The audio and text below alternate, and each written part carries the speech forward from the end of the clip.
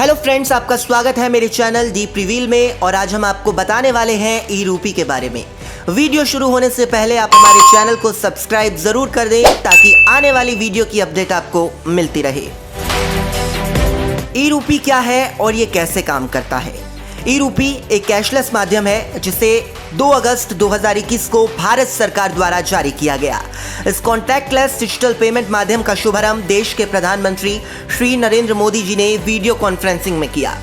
अब आप इस ई रूपी डिजिटल पेमेंट के जरिए देश में कहीं भी कभी भी पेमेंट कर सकते हैं। SMS स्ट्रिंग या QR कोड के माध्यम से ये ऐप पूरे देश में भुगतान विकल्प के रूप में मोबाइल पर भेजा जाएगा। देश के कुछ उच्च संस्थानों और सरकारी एजेंसियां जैसे भारतीय राष्ट्रीय भुगतान निगम यानी कि NPCI, वित्तीय सेवा विभाग, स्वास्थ्य और परिवार कल्याण मंत्रालय और राष्ट्रीय स्वास्थ्य प्राधिकरण आदि ने संयुक्त रूप से इस ऐप को विकसित किया। भारत में ई रूपी डिजिटल पेमेंट के तौर पर लॉन्च हो रहा यह ऐप काफ़ी अच्छा और भरोसेमंद माना जा रहा है। इस ऐप का उपयोग करने वाले ग्राहक भुगतान के रूप में अपने पैसे को एक खाते से दूसरे खाते में सुरक्षित रूप से ट्रांसफर कर सकते हैं। ERUPI नाम से इस ऐप के लॉन्च होने से आप देश में किसी भी हिस्से में डिजिटल भुगतान कर सकते हैं और इस ऐप का मुख्य उद्देश्य देश में डिजिटल पेमेंट को बढ़ावा देना है। ई रूपी क्या है? ई रूपी मूल रूप से एक डिजिटल वाउचर है जो एक लाभार्थी को उसके फोन पर SMS या QR कोड के रूप में मिलता है। ये एक प्रीपेड वाउचर है जिसे वो किसी भी केंद्र पर जो इसे स्वीकार करता है जाकर उसका उपयोग कर सकता है। उदाहरण के लिए आपको बताते हैं कि यदि सरकार अपने कर्मचारी का किसी निर्दिष्ट अस्पताल में विशेष उपचार का खर्च वहन करना चाहती है तो वो एक भागीदार बैंक के माध्यम से निर्धारित राशि के लिए ई रूपी वाउचर जारी कर सकेगी। कर्मचारी को उसके फीचर फोन या स्मार्टफोन पर एक SMS या एक QR कोड प्राप्त होगा और वो निर्दिष्ट अस्पताल में जाकर उसकी सेवाओं का लाभ उठा सकेगा और अपने फोन पर प्राप्त ई रूपी वाउचर से भुगतान भी कर सकेगा। इस प्रकार ई रूपी एक बार का संपर्क रहित कैशलेस वाउचर आधारित भुगतान का तरीका है जो उपयोगकर्ताओं को कार्ड या फिर डिजिटल भुगतान ऐप या इंटरनेट बैंकिंग तक पहुंचे बिना वाउचर भुनाने में मदद करता है। ई रूपी को कैसे डिजिटल मुद्रा बनाने का भ्रम नहीं होना चाहिए, जिसे लाने के लिए भारतीय रिजर्व बैंक विचार कर रहा है और इसकी बजाय ई रूपी एक व्यक्ति विशिष्ट यहाँ तक कि उद्देश्य विशिष्ट डिजिटल वाउचर है। ई रूपी का उपयोग क्या है? सरकार द्वारा देश में ई रूपी के माध्यम से कई सेवाएं प्रदान की जाएंगी। इसका उपयोग वेलनेस सेवाओं की लीक प्रूफ डिलीवरी सुनिश्चित करने के लिए भी किया जा सकता है और वर्क सब्सिडी, टीबी उन्मूलन और कार्यक्रम, आयुष्मान भारत, प्रधानमंत्री जन आरोग्य योजना, मातृ और बाल विकास योजनाओं आदि के लिए लीक प्रूफ वितरण के लिए उपयोग किया जाना है। सरकार ने इस डिजिटल वाउचर का लाभ निजी क्षेत्र के कर्मचारी कल्याण और कॉरपोरेट सामाजिक को देने की बात भी कही है। ये ऐप सामान्य भुगतान ऐप के रूप में जारी नहीं किया गया। सरकार द्वारा जारी किए जाने के बाद जल्द ही आप ERUPI के माध्यम से कई सेवाएं प्राप्त कर सकेंगे। ERUPI को SMS स्ट्रिंग या QR कोड के जरिए पूरे देश में फैलाया जाएगा। उपभोक्ता के लिए कैसे फायदेमंद है ई रूपी?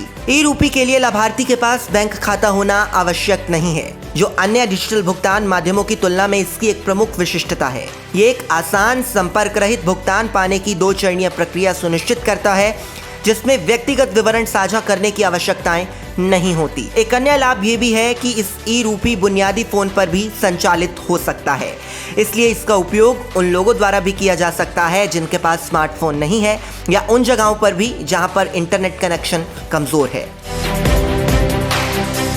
ई रूपी डिजिटल पेमेंट का महत्व क्या है? वाउचर आधारित भुगतान प्रणाली के रूप में विकसित इस ई रूपी डिजिटल भुगतान प्रणाली को काफी प्रभावी माना जा रहा है। वाउचर आधारित भुगतान प्रणाली होने के कारण इसे भुगतान के लिए काफी सुरक्षित माना जाता है और अंतर्हित परिसंपत्ति की विशिष्टता और इसके उद्देश्य के कारण इसे आभासी मुद्रा नहीं माना जा सकता। सरकार द्वारा लंबे समय से इस केंद्रीय बैंक की डिजिटल मुद्रा को विकसित करने पर ध्यान केंद्रित किया गया था। आज ये वाउचर आधारित भुगतान प्रणाली भारत सरकार द्वारा शुरू की जाएगी। उम्मीद की जा रही है कि वाउचर आधारित भुगतान प्रणाली काफी सुरक्षित साबित होगी और आप जल्द ही ई रूपी डिजिटल भुगतान प्रणाली का उपयोग करने में सक्षम होंगे। जल्द ही सरकार द्वारा इसके लिए एक ऑनलाइन ऐप लॉन्च किया जाएगा। कौन से बैंक ई रूपी जारी करते हैं? National payments corporation of India ने ई रूपी लेन देन के लिए 11 बैंकों के साथ साझेदारी की है। ये बैंक है Axis bank, bank of Baroda, Canara bank, HDFC bank, ICICI bank और Indian bank, IndusInd bank, Kotak Mahindra bank इसमें शामिल है। Punjab national bank, Bharatiya state bank और यूनियन बैंक ऑफ इंडिया के साथ साथ इसे लेने वाले ऐप्स हैं भारत पे, भीम बड़ौदा मर्चेंट पे, पाइन लैब्स, पीएनबी मर्चेंट पे और योनो एसबीआई मर्चेंट पे भी है। जल्द ही ई-रूपी स्वीकार करने वाले और अधिक बैंकों और ऐप्स में इसमें शामिल होने की उम्मीद है।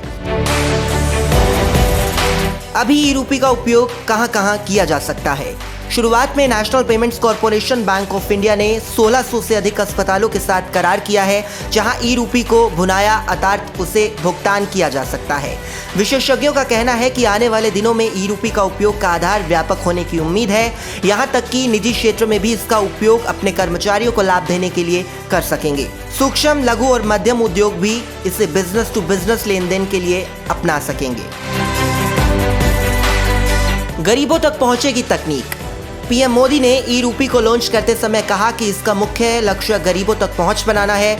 उन्होंने कहा, हमारे देश में कुछ लोग कहते हैं कि तकनीक केवल अमीरों की चीज और भारत एक गरीब देश है और ऐसे में भारत में तकनीक का क्या काम। लेकिन हमारी सरकार टेक्नोलॉजी को एक मिशन बनाने की बात करती है और आज देश में उन लोगों की सोच को नकारा भी है और गलत भी साबित किया है। आज हम टेक्नोलॉजी को गरीबों की मदद के रूप में भी देख रहे हैं। क्रिप्टो करेंसी से कैसे अलग होगा डिजिटल रुपया? क्रिप्टो करेंसी के रूप में बिटकॉइन साल 2009 में ही लॉन्च हो गया था।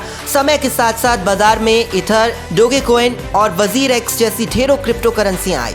पिछले कुछ सालों में इसे इन्वेस्टमेंट भी शुरू हुआ और तेजी से बढ़ा। लेकिन क्रिप्टो करेंसी बिल्कुल प्राइवेट है, सरकारी मॉनिटरिंग में नहीं है, गुमनाम लोग इन्वेस्ट कर रहे हैं। कई बार ये भी दावे किए जाते हैं कि आतंकी गतिविधियों में शामिल लोग या गैर कानूनी तौर पर पैसों का ट्रांजैक्शन करने वाले लोग इसका इस्तेमाल करते हैं। इसकी वैल्यू भी स्थिर नहीं है और हमेशा ये डर बना रहता है कि कब सरकारी एजेंसियां इस पर एक्शन ले लें। डिजिटल रुपए को देशों में केंद्रीय बैंक मॉनिटर करेंगे। भारत या केंद्रीय बैंक रिजर्व है तो इसकी देखरेख में ई-रूपी रहेगा और इससे सुरक्षा को लेकर कोई चिंता नहीं है। फिर इसमें क्वांटिटी भी कोई सीमा नहीं रखती है और दावा किया जाता है कि 1 रुपए का सिक्का और डिजिटल रुपए की वैल्यू बराबर होगी। दुनिया डिजिटल करेंसी पर कैसे काम कर रही है? बैंक ऑफ इंटरनेशनल सेटलमेंट्स की एक रिपोर्ट के मुताबिक दुनिया भर के 86% देशों के केंद्रीय बैंक डिजिटल करेंसी पर काम कर रहे हैं। चीन ने साल 2020 में ही 2 पायलट प्रोजेक्ट पर काम करना शुरू कर दिया था।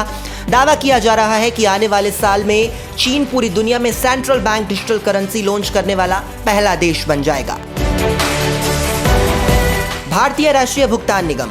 भारतीय राष्ट्रीय भुगतान निगम एक संगठन है जो भारत के भुगतान और निपटान प्रणाली के संचालन के लिए जिम्मेदार उठाती है।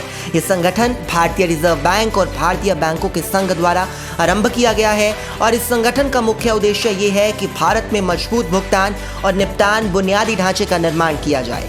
ये एक प्रकार की गैर लाभकारी संगठन है जो कंपनी अधिनियम 2013 की धारा 8 के प्रावधान के तहत काम करती है।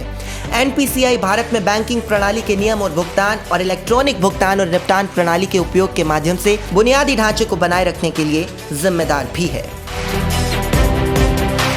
तो आशा करते हैं कि आपको ये वीडियो पसंद आई होगी, तो प्लीज इस वीडियो को लाइक शेयर जरूर कर दें और अपनी राय जरूर बताएं। तो इसी तरह की अच्छी वीडियो देखने के लिए प्लीज हमारे चैनल को सब्सक्राइब जरूर कर दें और साथ ही साथ बेल आइकन को प्रेस भी कर दें ताकि आने वाली वीडियो का नोटिफिकेशन आपको मिल जाए। Good bye friends.